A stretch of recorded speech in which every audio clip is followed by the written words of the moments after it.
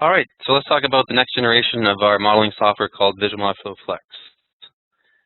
The outline of the presentation is as follows. We'll first discuss some of the challenges of numerical modeling, which shouldn't be anything new for those of you that have worked with either MODFLOW or FeeFlow. And then the three key game changers that we built into Visual MODFLOW Flex, those being integrated conceptual and numerical modeling, the ability to design multiple grids and multiple meshes, and the environment where you can manage multiple modeling scenarios. We'll then summarize the features and benefits, and I'll provide you a link to our website and our email address where you can find out more information. First, let's talk about some of the challenges of numerical modeling. As you're well aware, modeling is iterative. You rarely get the right model the first time unless it's a simple scenario. You start by defining a grid or a mesh, and you assign your input data, those are properties or boundaries, to the grid or the mesh. If you change the grid or the mesh, you need to rework all, if not all, the data, and this can be quite inefficient. Modeling typically involves several scenarios, so it's necessary to manage and compare multiple models, and this is something that's not handled quite well by most of the GUIs that are out there. You're restricted to just a single model scenario or model project or model scenario per project. If you want to keep a different version of the model, you need to do a save as, save a whole new copy of the project, and then there's no easy way to compare different projects from one scenario to another. Lastly, presenting numerical modeling to stakeholders, especially non-experts, can be challenging. You need to explain how the model evolved from your raw data to the numerical inputs and results. And it's important to keep it simple, especially when you're dealing with non-experts that aren't hydrogeologists or groundwater modelers. So when you deal with numerical modeling, the first step is to choose a simulator. You start up by, if you have either MODFLOW-based GUI or a FeeFlow or an analytical model, you need to choose that one. Quite often you don't know which one is right for your conditions.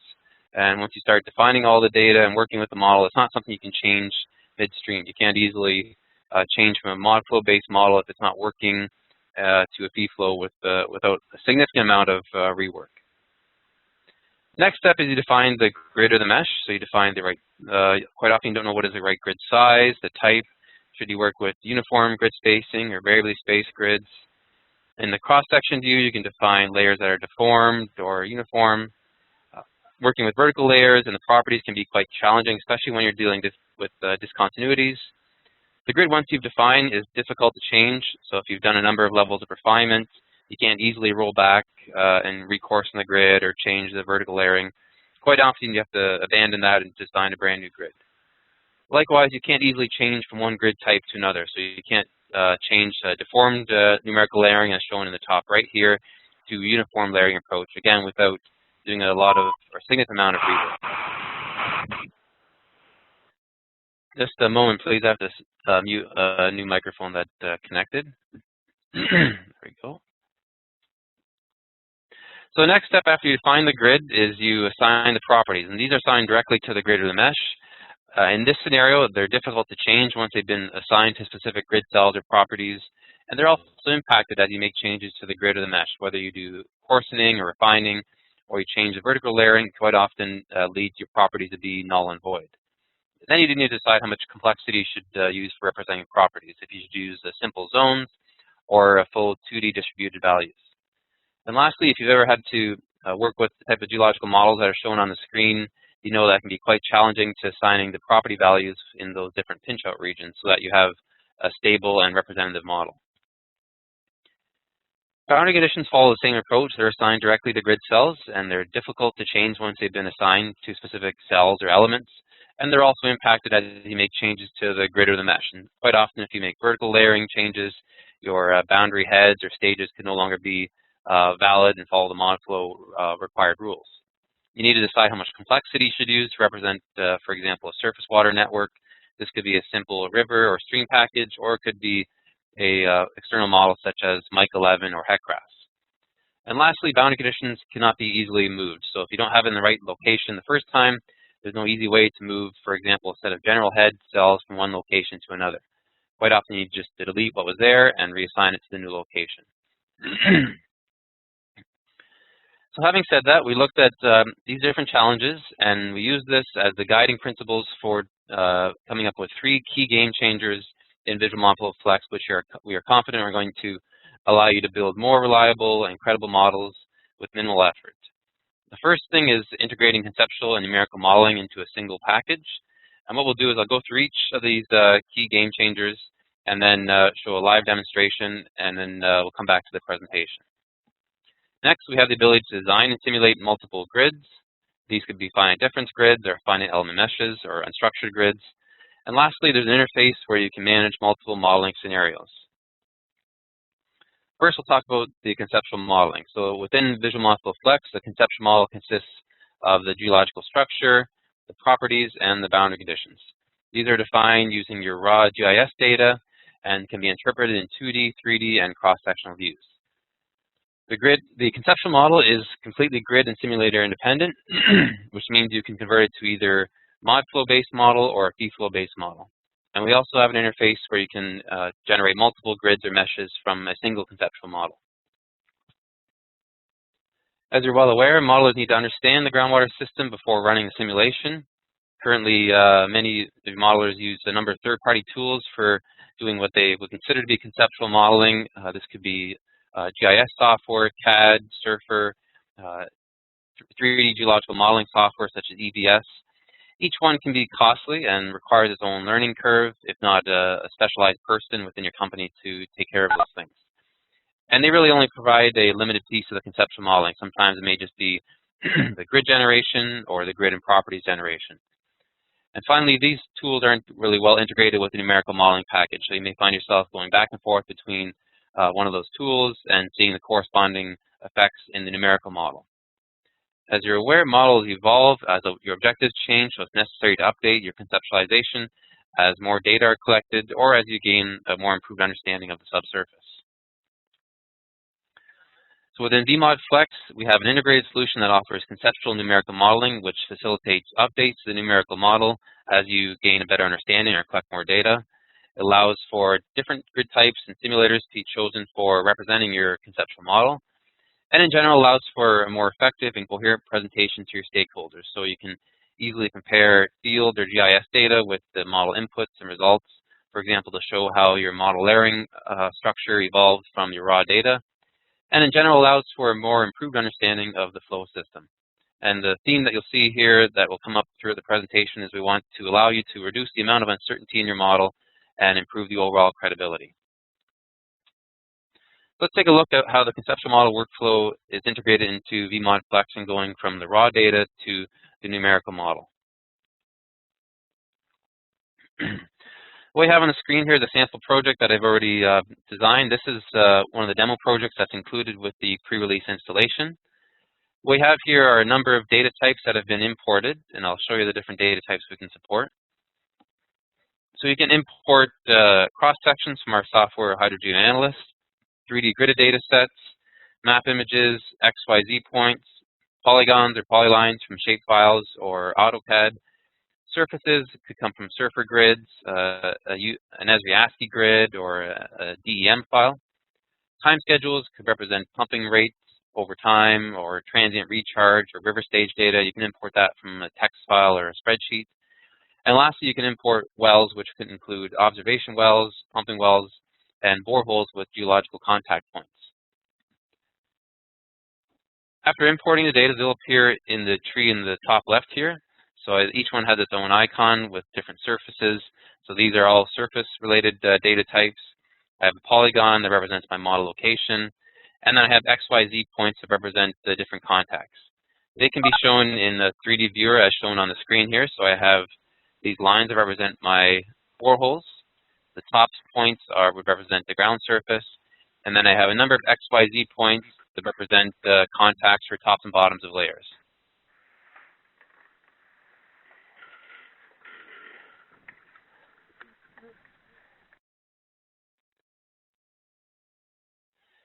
You can take a look at any of the raw data by clicking the View Spreadsheet option here, and it'll show you all the XYZ values. And all the raw data objects have settings, including style settings, metadata, etc.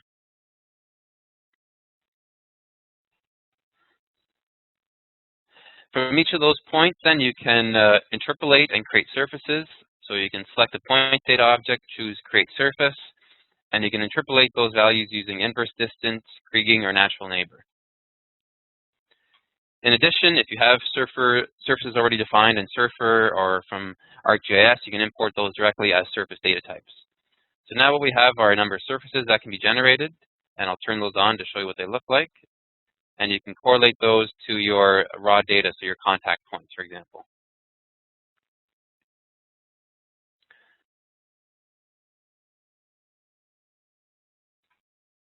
So surfaces don't need to be continuous. They can have any geometry if they represent discontinuities or formations that aren't continuous across the model domain. That is certainly something that is possible at this stage.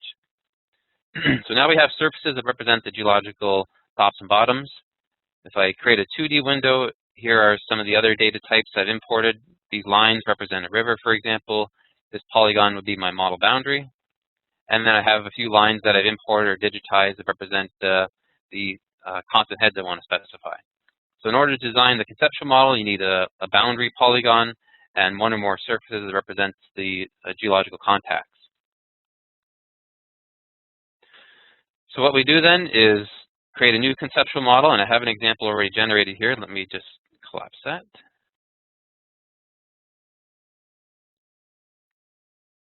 We generate a new conceptual model, provide that polygon, and the first step is to define the horizons. So you have a screen that pops up similar to this one shown here. You essentially choose each of the surfaces as inputs for this table. You have a horizon name, and then you specify a horizon truncation rule. So within VModFlex, we have these rules that dramatically can simplify handling pinch outs and discontinuities. So for each one of the surfaces, you specify if it should be erosional, base, discontinuous, or conformable. And this will determine where, in the case where you have surfaces that intersect, if the surface should be pushed up or if it should cut off ones above or below accordingly. As you do that, it'll clip the surfaces to the area defined by the model polygon, and then generate the tops and bottoms for your formations. Essentially what it's doing is setting up the conceptual model to be used for numerical modeling, which requires the surfaces to be continuous across the entire model domain. After doing that, you'll have these horizons that are added to the tree here, and I'll turn those on and turn off the surfaces so you can see what that looks like. So now you have your conceptual surfaces and horizons, and in between it'll generate the 3D volumes, so essentially your three-dimensional geological model. So now you have the formation for your property zones. You'll use each one of these zones as inputs for defining property values, etc. Each one you can turn on or off. You can go to the settings and look at statistics. For example, if you want to look at the volume estimates or the min-max for the XYZ, that's certainly available. And you can also change the color and make it transparent if you wish. Any of the views in the 3D here, you can save the rotation to an AVI file and use a movie in your presentation for your clients if you wish. And you can also save any of these to an image file to include in a report or presentation. The next step then is to define the property zones. So we use the structural zones as inputs, and you select this option here to define a new property zone. You choose a structural zone as the input, and then for each of the parameter groups, you specify the different attributes. So for connectivity, you specify values for Kx, Ky, and Kz. There are default values that are provided, and you can also choose a number of methods. For example, the default is just a constant value for the entire formation. But if you have a 2D distribution from a surface or a surfer grid, you can use that option. You can use a 3D gridded data set, and you may also use polygon shapefiles and map to a shapefile attribute if you wish. After defining the property zones, they'll appear in the tree down here, and they also have the same geometry as the structural zones. You can define smaller property zones with individual polygons if you wish. So if you have formations that aren't continuous, or for example, a purge aquifer, you can define a small polygon in that region, define the top and bottom for that property zone, and define the corresponding attributes. You'll see you'll have great amount of flexibility when you work with just raw data as opposed to being constrained by a specific grid or mesh as you would with classical numerical modeling. The last step in the conceptual model then is to define your boundary conditions. So what we do is select this option here, add a boundary condition, and from here you can choose the different boundary condition types, whether it be specified head, recharge, lake, river. We're currently working on the stream flow routing package, but for now you can specify the standard multiple boundary conditions from this GUI here. You choose the geometry that you want that represents the boundary condition, so you use a set of lines that you've either imported or drawn with the 2D editing tools. And if you go to the next screen, then you'll see you have the options for defining the attributes for that boundary condition. So for river, we need to define the stage, the bottom, riverbed thickness, etc. You choose each one of the lines and define the attributes. So we have on the viewer here, you can see this line 0 is selected, and then I choose line 1 to define the attributes as well. In addition, if you have more detailed data, you can define the attributes at the start and end locations of those polylines. Or if you have river data from gauging stations, for example, you can define stream bed or river width or river thickness, flux, etc. at any number of points along that polyline. After doing that, the boundary condition will appear in the tree down here, and I'll show that on the viewer here. You'll see it's draped across the top of the model domain. And you're going to repeat that for your other boundary conditions, so for your recharge zones, your pumping wells, your surface water network, etc. You can also repeat that for pumping wells. So there's an example here. I'll turn that on so you can see these red points in the middle here could represent pumping wells that we've defined for the conceptual model. So that concludes the conceptual model steps. In the next section, we'll talk about how this can be converted to one or more numerical models.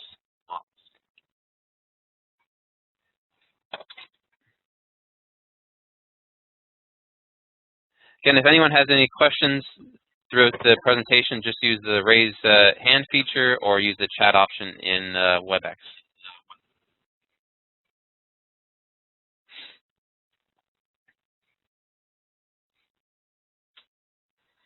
So that was the conceptual modeling features that we've built in. You can one thing I didn't mention is you can define multiple conceptual models. So if you want to change the representation of the geological structure, you can create several conceptual models within that project environment.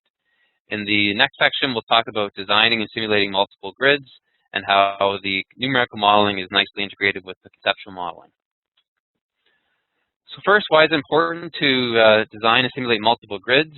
As we discussed earlier, modeling is iterative. You rarely get the right model or the right grid the first time unless it's a simple scenario.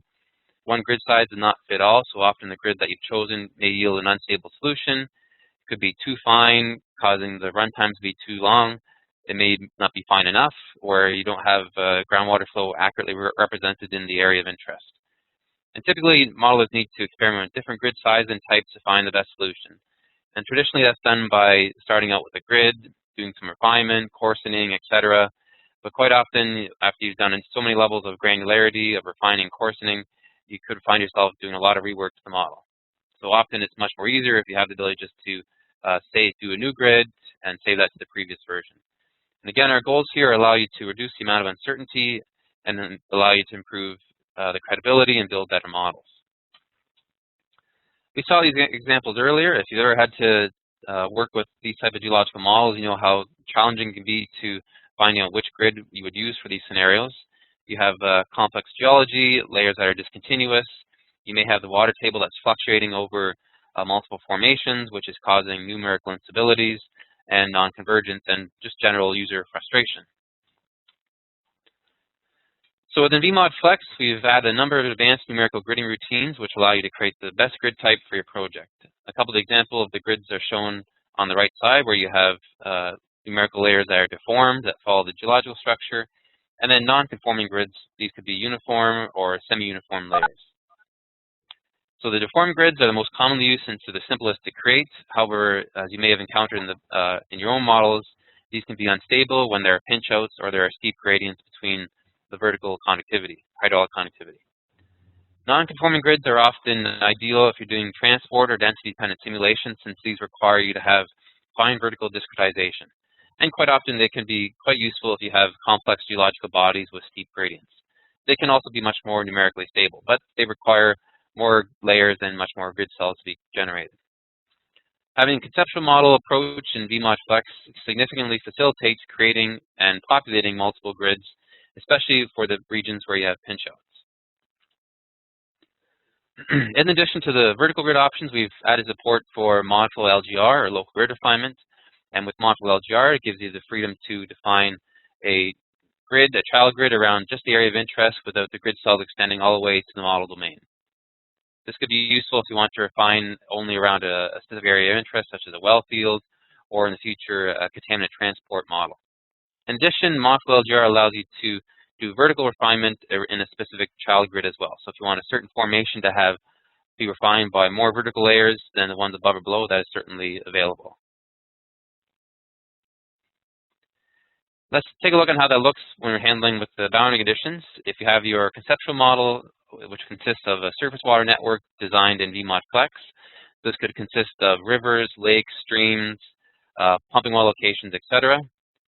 This can be realized with one or more grids or meshes. So if we start with just a simple uniform grid, you convert that conceptual data and populate that grid with the boundary conditions. You'll see the dark blue points there represent river cells, the light blue represent lake cells.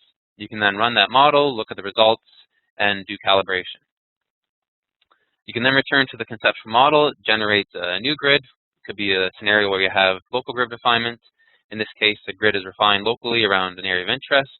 Convert that to a numerical model, so it creates the corresponding numerical inputs. You can see you have the dark blue cells again are rivers, but there's much more granularity in the region where we have the child grid. You can then run that model, analyze the results, and compare it to scenario 1 if you wish. And lastly, you can create unstructured grids. Currently, it'll support a mesh generation for fee flow. So you generate a mesh. It'll use the well locations and the boundaries as inputs for the super element mesh design. It'll automatically refine your unstructured grid around those inputs. You can then translate that to a fee flow model, so it generates a fee flow FEM ASCII file, which you can then run in fee flow 5.4 and above. So let's take a look at how that looks within the software by generating multiple grids and the corresponding numerical models. So leaving off with the conceptual model that we had here. So again, we have our structure, we have the flow properties and the boundary conditions defined. And I'm hoping this will work. It gave me a bit of problems this morning, so I apologize if there's any hiccups or error message that are encountered during the stage, but I'll do my best to show you the general workflow. So next, you can create a finding difference grid from the window here. You're presented with a default view of what the grid will look like. You specify the grid size. It'll automatically use the conceptual model boundary to define and calculate the grid extents. In the second screen here is where you have the option to choose your vertical grid type, deform as being the default. You can see what that will look like along a cross-section, for example. Here would be the deformed layers. They're automatically generated from the horizons that we defined in the conceptual model.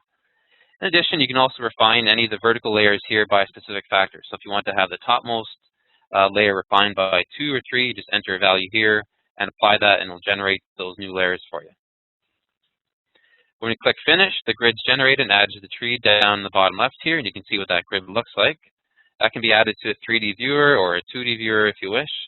And you can see you can quite easily correlate now the numerical model layers with your raw data. So if you have borehole locations, you can compare those in the 2D or 3D views here.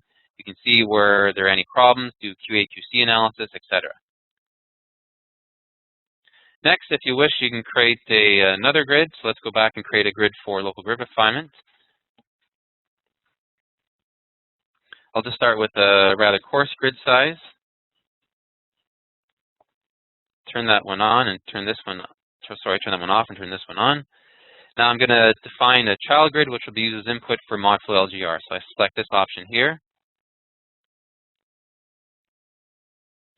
I'm going to add these well locations to help me position where I want the child grid to be. And with MODFLOW LGR, you specify the start and end location for the row and the start and end location for the column. And then you specify the refinement ratio. So MODFLOW LGR allows you to refine each parent grid cell by a factor of 3:1 all the way up to 99:1. So we'll just do a simple 3:1 scenario here. You click on Preview, you'll see it generates this local grid in that region. And in the second screen here is where you have the option to specify vertical child grid refinement. So you can have vertical refinement applied globally for all layers, or you could have more refinement specified for a specific layer. So I'll leave the default as is, just in the interest of time. Once that's finished, the grid with the child grid can be added to a 3D viewer, and you can see what that looks like. One thing I just need to tweak is that there. And you'll see here are my well locations. So it's I have my child grid refined around my well locations, and you can also show any other data you want. Lastly, if you have a license to FeeFlow, you can generate a finite element mesh and inputs for a FeeFlow model. So I'll come back here and generate finite element mesh. You'll see it has my boundary conditions included as inputs for the super element mesh, also my well locations.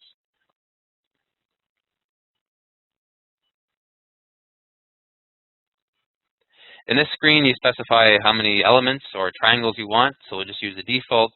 And you can specify how much refinement you want around your boundaries or your wells.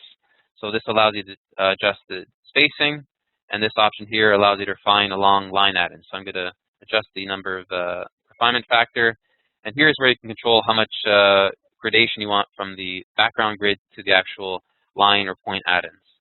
I click on Generate.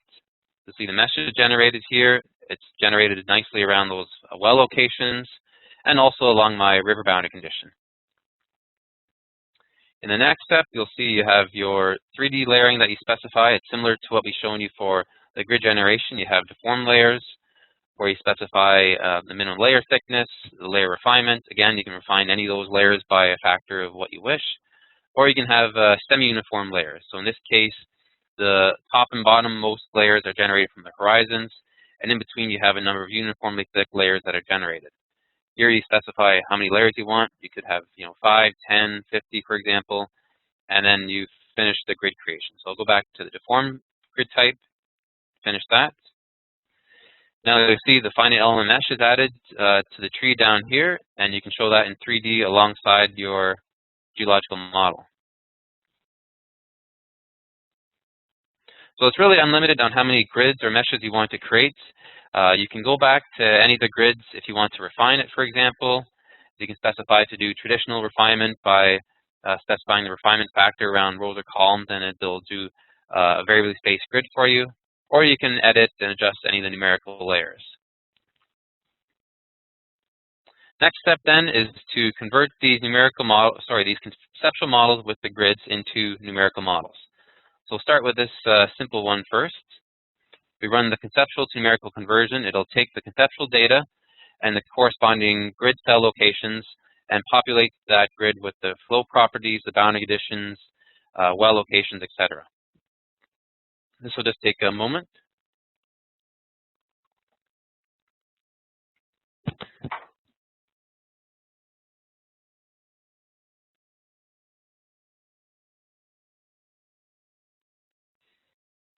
After that's converted, it'll launch this workflow window, and I'll talk quickly about that. So what we've added into VMOD Flex are a number of workflows, which essentially provide you with the steps that you need to follow through for a specific modeling sequence. In this case, we're dealing with the numerical model now, so it shows you on the left here the steps that you have to follow in order to get to your end result, which is essentially viewing your results or doing calibration. So the workflow is very intuitive and easy to follow. You just go forward and back through the different steps. You can see which steps you have completed indicated by these green arrows. The arrow will show you, the green check marks. The green arrow will show you which step you're at right now, and essentially shows you where you can go next. You can navigate using these buttons, or you can click on any of these items once you've gone through the appropriate step. In addition, what you'll see in this view here is the layer view of the properties. As you mouse over, you'll see the connectivity down in the bottom of the status bar there. So I have my KX of 2.5.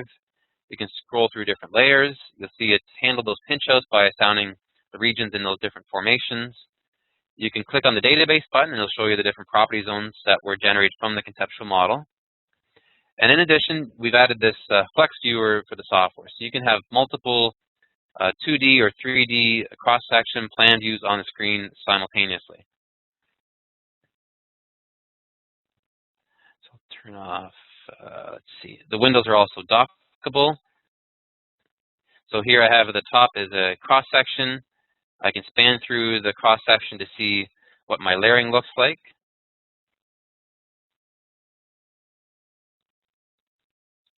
Again, if you mouse over, you'll see the values in the status bar showing your layer row column location, the KX, the property zone ID, etc.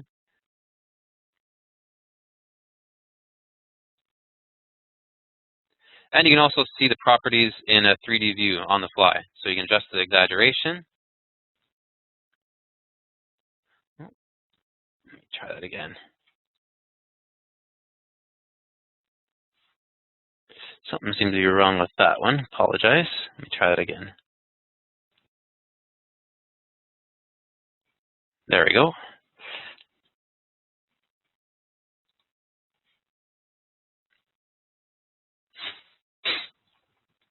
So here you can see the property zone cells in 3D. You can span through different layers. You can also span through different columns or rows, and it shows you a fence diagram view of the selected values. You can show those with cells filled in, or you can show it as a wireframe with the corresponding grid line locations. And you can also change to show those as color shaded maps with contouring lines shown as well. So you see it's very flexible. You can turn any number of things on and off on the fly with these number of options that are available here. So I'll go back to my layer view and turn that off. And likewise, in the plan view, you can see color shading or cell rendering with contour lines as well. What we're still working on is the ability to digitize a simple polygon or polyline and create a new property zone with those values. The next step, you can see the boundary conditions. So these are the cells that were generated from the conceptual objects. We have red points shown that represent specified head, and the blue points represent the river boundary conditions. You can select an individual cell or a group of cells and see the corresponding attributes. Here it shows the start and end head I defined for that location. And you repeat that for the rivers and the pumping wells, etc. Likewise, one thing that is still in development is being able to digitize a simple polyline or polygon and create a new boundary condition from that on the fly. Next, you're presented with this choice screen where you can define some non-essential things such as particles if you want to do particle tracking, or zone budget zones or observation data for calibration. For now, since you just want to go through a quick model run, you can go right to selecting the run type. We're going to do a single run. In the future, we'll be able to support multiple runs with tests. So here now the workflow asks us to choose which engines you want to run. You can choose from MODFLOW 2000, 2005, and also include mod path and zone budget. Again, just to bring your attention to the workflow screen on the left here, you'll see as we proceed through, it shows you which stage you're at in the workflow. Any of these things now that are green have shown that they've been completed. If you wish, you can just click back on properties. It'll take you back to that step if you wish. We're currently at the translation step, so we're going to now translate the numerical model inputs into MODFLOW packages. You have a number of settings here where you can specify the start date and time. If it's steady state or transient, here's where you would choose your solver, your recharge, evapotranspiration options, and your layer types, your rewetting options, etc. Any of the standard settings that you would have seen in Visual MODFLOW in the Run menu. Click on the Translate button. It'll create the MODFLOW package files for you. And then we can proceed to the Run window and run that model.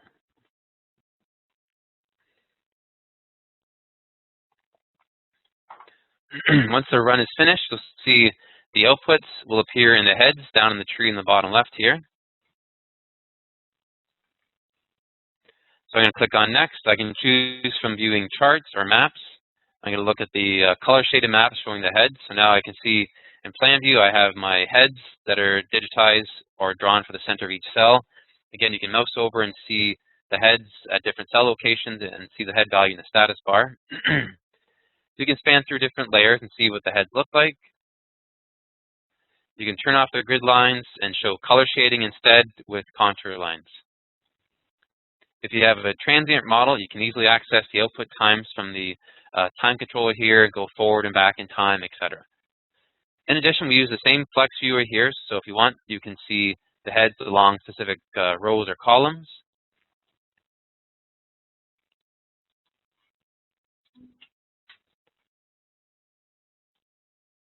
And you can adjust the vertical exaggeration, mouse over, and likewise you can span through different rows or columns and see the corresponding head values. But then here you can also show color shading and contour lines.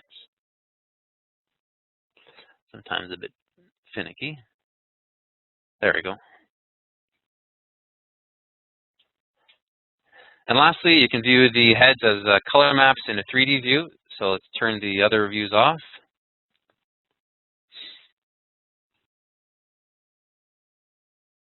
And you can show those as color shaded maps with contour lines.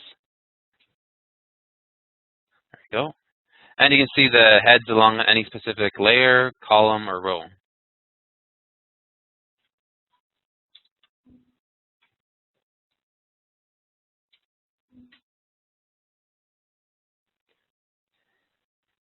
These views can be saved to image files, or you can create an animation rotating the model, for example, or animating transient heads and save that to an AVI file, which you can use in your presentation. So at this step, if you wish, you can go back to any of the input modes quite easily. You'll see the workflow here lets you click on any specific step. So let's say if you want to go back to properties, you just click on that button. It now takes you to the property step, or if you wish, you can adjust the property zone values, maybe adjust the KX, KY, KZ for calibration, and then you can easily go back to translation, run, and look at the results. What we'll show now then is the ability to generate a different numerical model from a different grid.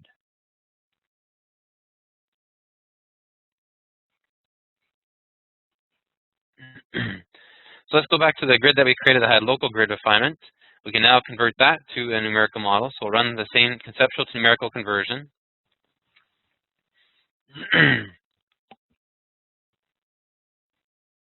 It'll again create the properties, boundary conditions, well locations, etc. for that grid. This one's going to be special since it has a child grid. So what it will do is calculate boundary condition cells for both the parent and the child grid. So what you'll see here now are the properties for the child grid and the parent grid. If you have more resolution for the properties, you'll see that in the region that's defined by the child grid. You can see the corresponding grid lines in the cross-section view as well.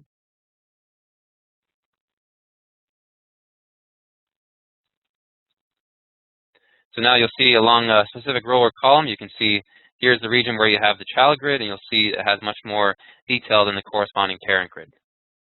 We're still trying to iron out a few details related to the property zones and the for both the parent and child grid. However, you can see it much nicer in the next screen. If I go to the plan view showing the boundary conditions, I have my red points representing my constant head cells. Again, the blue points are the river cells. One thing you can do is if you want to correlate your numerical inputs to your conceptual data, you can easily do that. So you hide that there.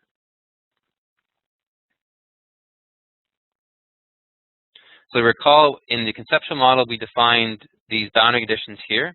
So here's my river polyline that I used to define the conceptual river boundary condition. And now you can see the corresponding river cells that were generated for that. Since we have an LGR scenario here, you also have child grid river cells that will be generated as separate data objects in the tree in the bottom left here. So you can turn those on and display them in the viewer.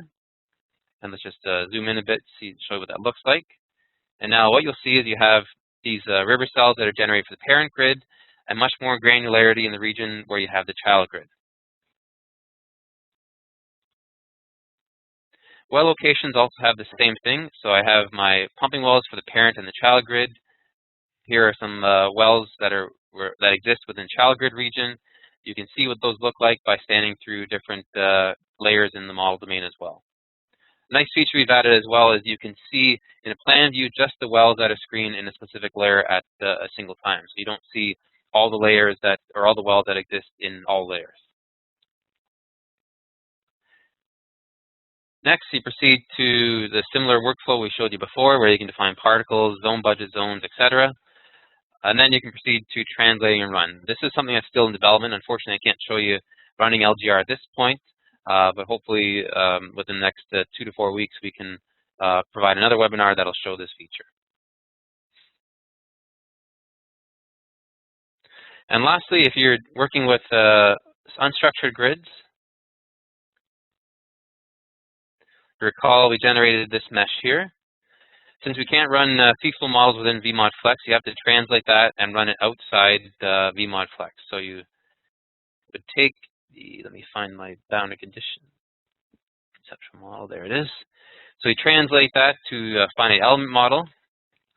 Similar to the grids, you can create any number of meshes you wish. So you choose the mesh that you want, specify the simulation type, if it's steady state or transient, if it's saturated or variably saturated, the start date and start time. Here's where you specify the different boundary conditions and how those will be represented in feeflow. And lastly, it'll generate the feeflow FEM file for you.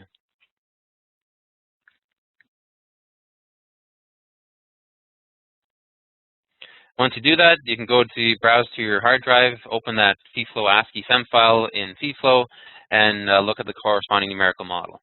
We have a nice white paper on our website that shows a comparison between MODFLOW and feeflow. If you wish to take a look at that, I can provide you a link at the end of the webinar.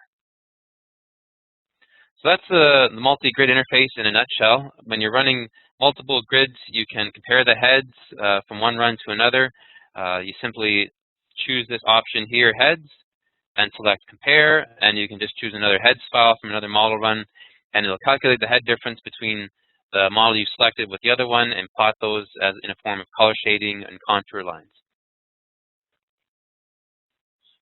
Again, if you have any questions, feel free to raise your hand or just use the chat feature in WebEx.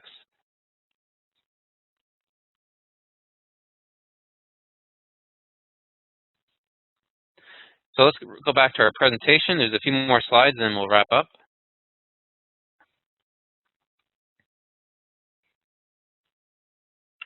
So we talked about integrated conceptual numerical modeling. I've shown you how we can design and analyze multiple grids. And lastly, which pretty much we've already shown how this works, but we have the ability in VMODFLEX to manage multiple modeling scenarios.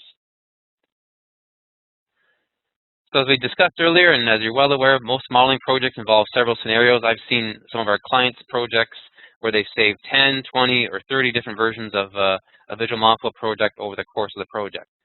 Quite often, though, you're looking at comparing steady state to transient runs. Maybe you're adjusting well pumping rates or well locations and want to see and compare the heads from different models. It could be adjusting properties, different grid types, etc. The GUIs that are available right now restrict you to just a single scenario per project. So if you want to keep a different version of the model, you need to save it, the entire project as a new file, and then you need to close down the one you have and open it in a new instance of the software. So it's not very logical and doesn't provide for a very flexible comparison between different runs. As I've shown you, VMODFLEX allows you to manage multiple modeling scenarios. You can make visual numerical comparisons between the different scenarios. You could calculate the head difference between multiple runs, either using the same models that come from the same grid size or different grid sizes. The best model can then be selected, and again, this allows you to reduce the uncertainty and improve the credibility in your models. An example could be shown on the screen here where you have, for a single grid, 3 different property distributions that were generated from different interpolation routines. And you can go through each model, run it, and then choose the most effective one and use that as your most reliable model moving forward. Just a summary slide that shows the workflows that I've already shown you. We have the conceptual model. From that, you can generate a deformed grid that could have its own model scenario. You can run this and look at the results. You can then go back to that deformed grid, make a tweak to any of the input parameters, save it as a new model scenario. You can run that model and then compare that to scenario 1. It could be differences between heads, drawdown, or spatially by showing contours in 2D or 3D, animations, etc. You can repeat the same for a different scenario, or you can go back to the conceptual model, and as I've shown you, generate a different grid. It could be a semi-uniform grid or a grid with local grid refinements. It can have one or more scenarios which can be run, and then you compare those scenarios to different scenarios for the same or for a different grid. So what I'll do is I'll show a live demo now on how you can import existing Visual MODFLOW projects or USGS MODFLOW models and then we'll show a couple more slides to summarize, and we should be able to wrap up within the next 10 minutes.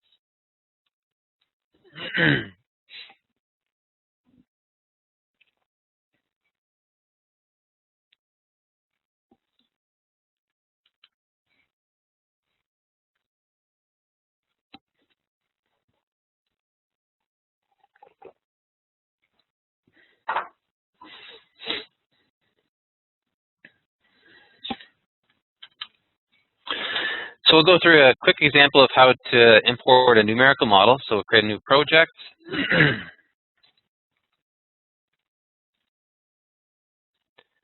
Specify a folder that will contain our data repository. Specify the coordinate system, so you can choose from local coordinate system, state plane, UTM, geographic, etc. And then that will be used as the project coordinate system. Any data that you import, if it's in a different coordinate system, will be converted to that, so you can display it in 2D or 3D on the fly. And then you also specify your unit system here. When you click OK, you're asked to choose which modeling workflow you want to use. The conceptual modeling workflow is obviously the one that I showed you previously, where you start out with your raw data, define the geological structure, properties, etc. This is generally the recommended approach if you're starting a new project, since it gives you the flexibility to choose different grid resolutions, different grid types, and allows you to see and understand the different data types you have before working with a specific grid. If you want to import an existing numerical model, whether that be a MODFLOW data set or a Visual MODFLOW project, you can use the numerical modeling approach. Once you do that, the workflow window will appear similar to what you've seen earlier.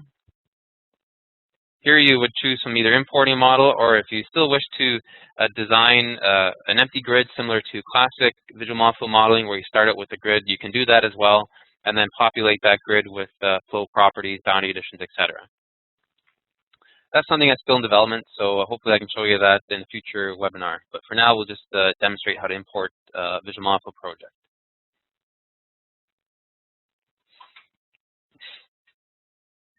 After we choose the VMF file, you'll see that the different data objects are added to the tree on the left side. We have wells, we have the corresponding properties, boundary conditions, etc. So the first step that's presented is the grid view. So you can see the different grid cells in a layer view.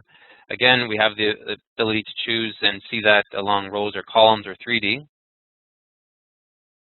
We click Next, it's going to show the properties from the model. Click on the Database button. Again, it'll show you the zones from your Visual MODFLOW project where you can edit the values. You can see the properties along any specific layers. And similarly, as I've shown you before, you can show that in 3D.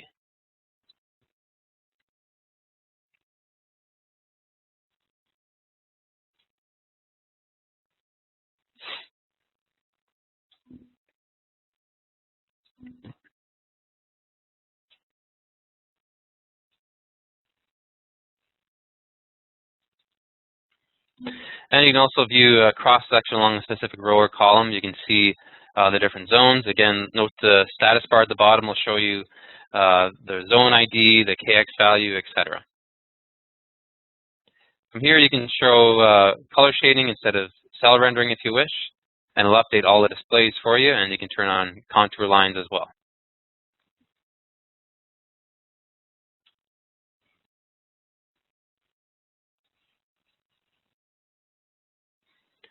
Next, if we go to the boundary conditions, similar to the previous models I've shown you, you can see the rivers and content head cells shown as points. And this can be shown in 2D or 3D views. I should mention, if you have two monitors, you can extend this workflow window to another monitor if you want to have a side-by-side comparison of a 2D and a 3D window, for example. Here you can see your pumping well locations. Here are the river cells.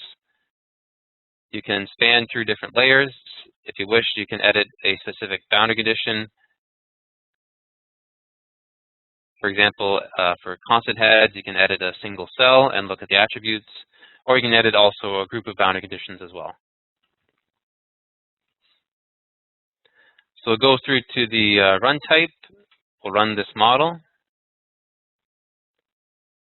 This is a transient one, so we're going to choose the transient run type, translate the files,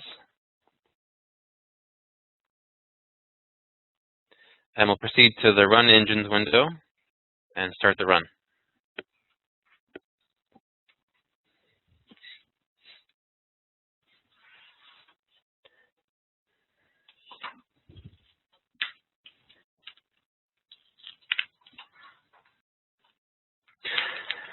After the model runs, again, you'll see the heads appearing in the output tree. Click on the next button to view the maps. And again, you'll see the color shading similar to the scenario I showed you earlier. So you can see the heads that are calculated in layer 1. These olive cells represent dry cells. You can scroll through different layers. Also, if you have a transient run, you can see the output times at different time steps. You can view cross-sections along rows or columns similar to the previous views.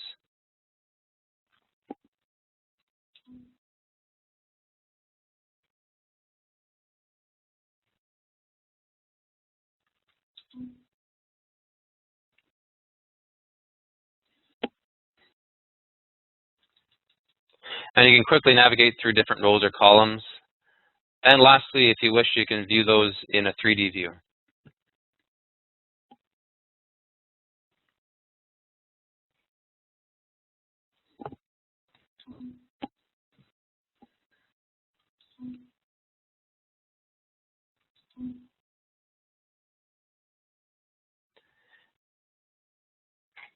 One thing we're still working on is showing charts of time series, calibration charts, etc. That's just something that will be available probably towards the end of or middle or end of December. So that's the scenario for importing a model. Now, if you wish, you can make a copy of this model and adjust any of the input parameters.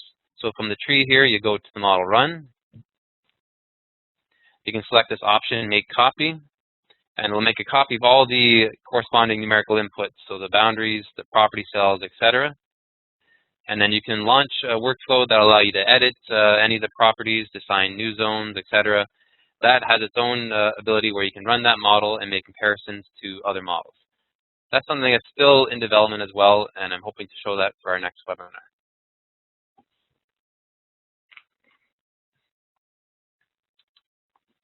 So that's the example on how you can import the Visual MODFLOW project. The workflow for a MODFLOW dataset is essentially the same. At the beginning, you just choose the MODFLOW name file from 2000, 2005, and then it'll create the corresponding grid, properties, and boundary conditions. So let's recap. I have probably a few more slides, and we can open up the phones for any questions or comments that you may have. So the major features of VMOD Flex are the ability to design a grid-independent conceptual model for either MODFLOW or FeedFlow. As I've shown you, you can design, run, and compare multiple models with different grids or different meshes. We have support for the surface water, so for surface water groundwater interactions using the MODFLOW SFR2 package and generation of runoff regions for simulation using the MODFLOW UZF package. That's something that is still in development as well, and I'm hoping to demonstrate that at our next webinar. You can design, generate efficient regional local scale modeling using MODFLOW LGR.